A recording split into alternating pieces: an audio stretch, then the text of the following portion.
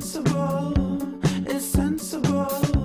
And those endless seasons that go on and on. Incredible. Obviously the answer is very individual, but in general, the world expects something that approaches the quality of Audi, the status of Mercedes-Benz, the driving comfort or sporty characteristic of a BMW, all things very German. Customers have been educated to expect German things when they buy a quality car, a luxury car. Even if you buy a Hyundai or a Lexus, the benchmark is German. With this car, we're saying, as long as the benchmark is German, nobody can measure up. Nobody will ever achieve the same quality level or the same type of character as well as the Germans. What do we do here in France?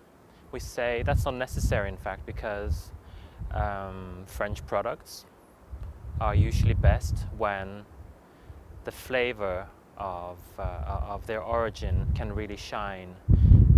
What makes this car a uniquely French proposition is its combination of materials, the form language, the technology, the way we put it all together. Everybody has those things in their cars, but what makes it uniquely French, that's for you to discover when you discover the Concept HX1, in fact. I think that's very difficult to answer very specifically. I would say we have in every design studio around the world a team which consists of people from many different countries. They bring with them not only their own qualities and their own views of the world, but very importantly, they also bring with them a fresh perspective of what is, in this case, French. So how does a foreigner interpret what is French and what France is all about? This is actually a very interesting way of looking at the world. So when I come to Peugeot and France from my various experiences abroad, I look at things that you take for granted. To simplify, I would say part of my job can be to help you French people value what you already have, what makes you uniquely different from everybody else. You don't see it so well when you're inside the bubble. You don't see what the air looks like inside the bubble so well. But whereas when you come from the outside, in my first few years here, I will have this fresh perspective of what being French is all about. I don't know if that answers your question very well, but I would say the car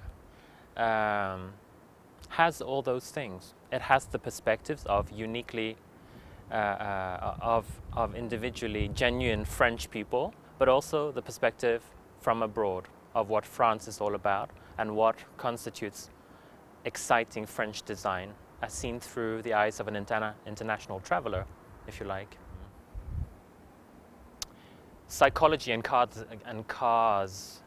This is a very interesting subject because, in fact, most people relate to cars first primarily by their size. So if something is too small, your instinctive feeling is that it's either cute or not masculine enough or not safe enough. So something which clearly communicates that it's little, it's petite, it's bijou, it's cute, has this is not what this concept's all about. It's not trying to look smaller.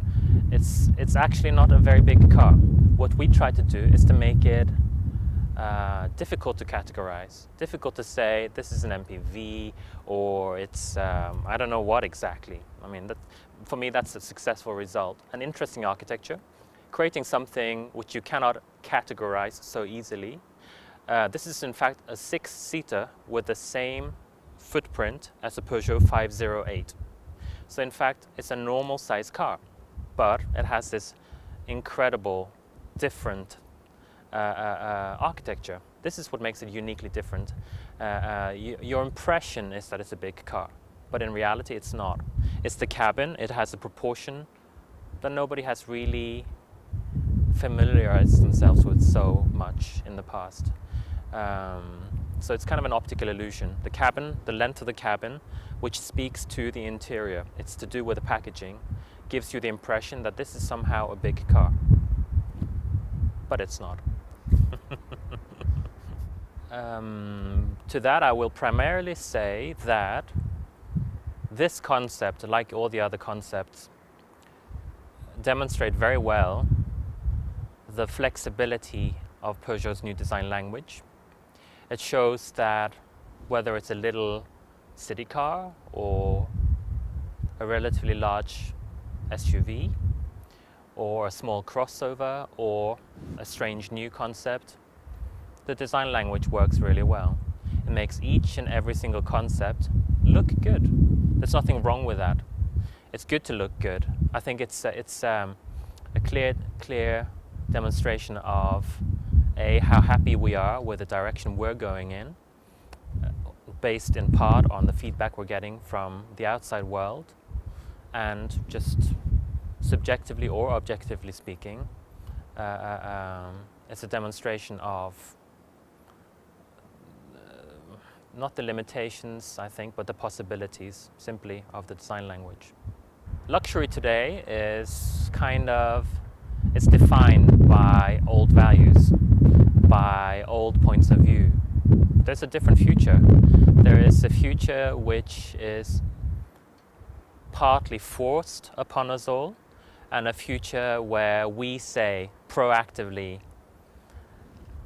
we get it. It's no longer about horsepower, it's no longer about rare materials or exquisite this or exquisite that. It's much more about, the ultimate luxury car in the future is perhaps the car which is best at being environmentally friendly. Because today, for instance, we can see it today already. Manufacturers are using this as a marketing tool. But more than that, it's also reality. It's not just a marketing tool, it's also reality. What we're beginning to say with this, for instance, is that means we have to look at materials differently. And again, when you look at the material use of the HX1 concept, you'll see that we speak one thing and we do the same thing. We don't speak one thing and do another. So we really try and be explorative, or is that exploratory in the way we assess how we build things.